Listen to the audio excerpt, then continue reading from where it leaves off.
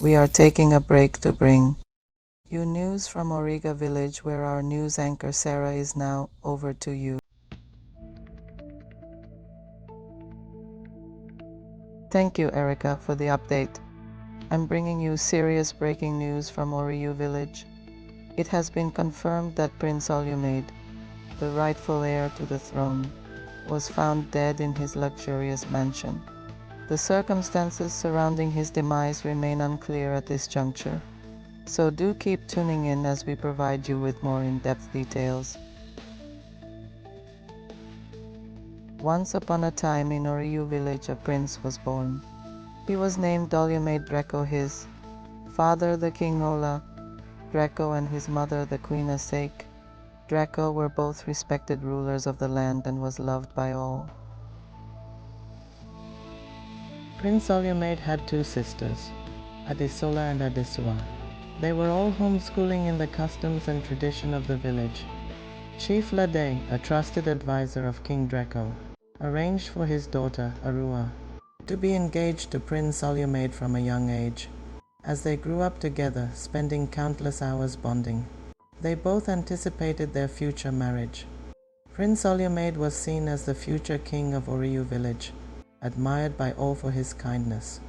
However, his journey was just starting, with more to uncover beneath the surface. King Draco had a heart-to-heart with his teenage son one day, discussing important matters. "Son, you're 18 now, and you're the future of our community. I want you to travel overseas and gain knowledge from different places. Make us all proud, son." The prince responded, "Sure thing, Dad."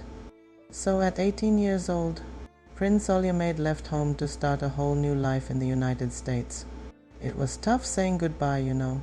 No one in our village had ever gone overseas, let alone a prince like him.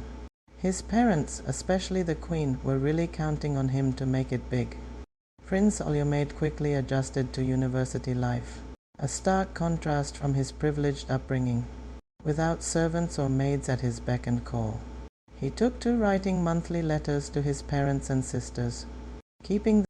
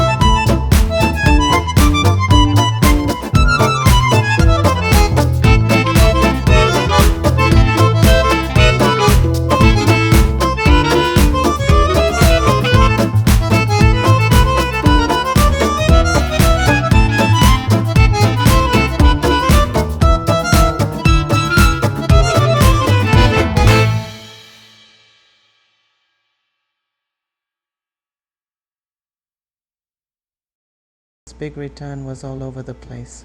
Everyone was getting ready for this massive welcome bash. It was going to be a fancy royal feast at the local community hall.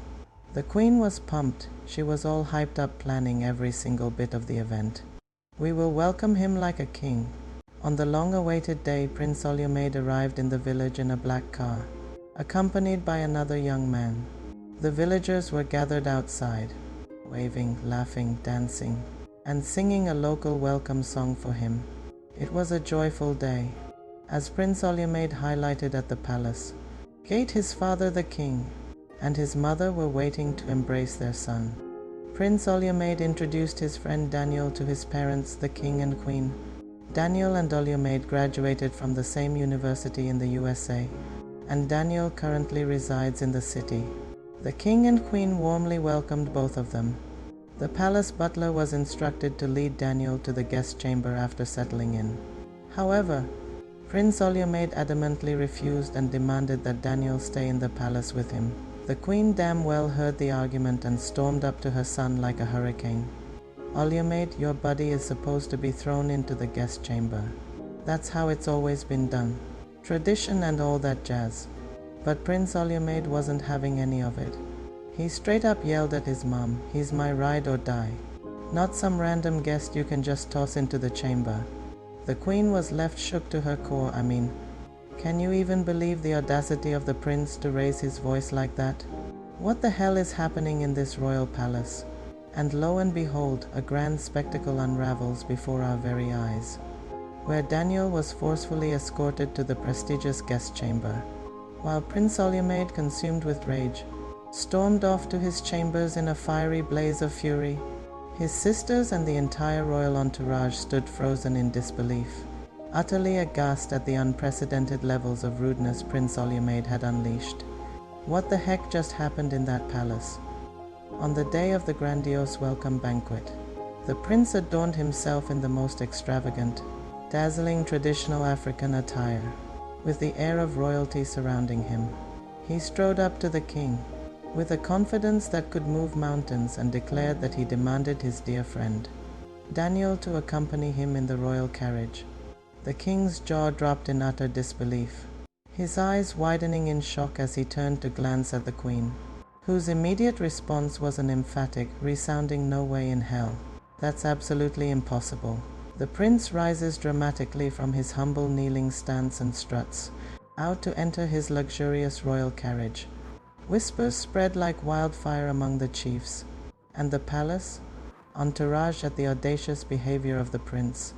His mother strides over with an air of authority and declares with unwavering conviction, "It's tradition, darling. A prince does not simply hop into his majestic carriage with any old commoner." What the hell is going on here? Is that damn carriage more crucial than my freaking joy? The prince grilled his mom. "We really hope you had a great time watching. Don't forget to hit that subscribe button so you don't miss out on the next part of this story. Thanks for tuning in.